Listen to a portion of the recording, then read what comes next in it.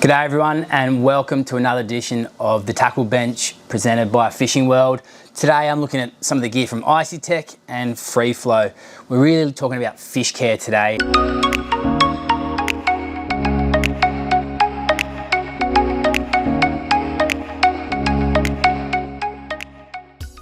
Yeah, I mean, let's start with the Oneskin. That's a 75 litre cooler. It's a split lid, this one. You can get the single lid. I would actually go the single lid unless I was sitting on it regularly and didn't want to stand up all the time if someone wanted to get into it. There is a divider in the middle, so it can be good to only open the section that you want to access to keep the cool in one area. Or if you were to slide this under a bench and you'd have to pull the whole thing out to open the lid, then you'd go the split lid. So think about your situation and go about it that way.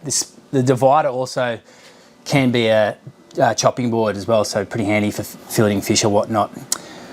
These are awesome. So these are the gel bricks from Icey Tek, and basically the gel has a higher melting point than ice. So these will remain frozen for longer than ice, which is fantastic. The best thing about them for me is the efficiency and the ease of use. I've got a chest freezer, so all these things can just sit in those. You might not have a chest freezer, so you might pick one or two things that work for you. But these things, I can hose them off and they're straight back in the chest freezer. I don't use single-use servo ice bags anymore.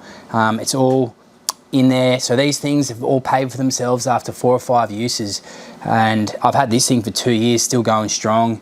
Basically, I lay the bottom of my Oneskin with this or the super bag, and yeah, that really sets the good temperature for my slurry that goes on top. So there'll be ice on top, but this sets the bottom layer and it won't melt as well. So it remains, the gel obviously stays in the brick, so it keeps its shape and you won't get any impurities going into the water leaching in.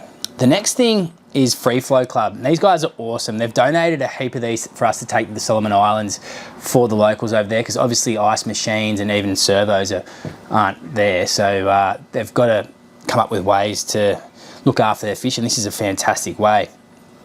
These are reusable ice cubes, and this is a unfrozen version. It's the larger pack, and it basically replaces a bag of ice.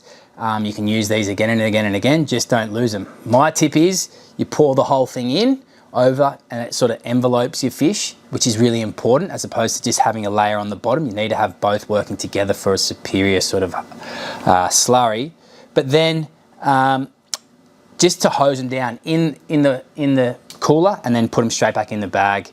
They're really soft when at room temperature, and then they go brick hard when frozen. This is the smaller pack. To be honest, I'd go the bigger pack for fishing purposes. Unless you had 5 or 6 of these, then they're probably more for, you know, cooling down drinks and stuff like that. Put these down for a sec. These are awesome.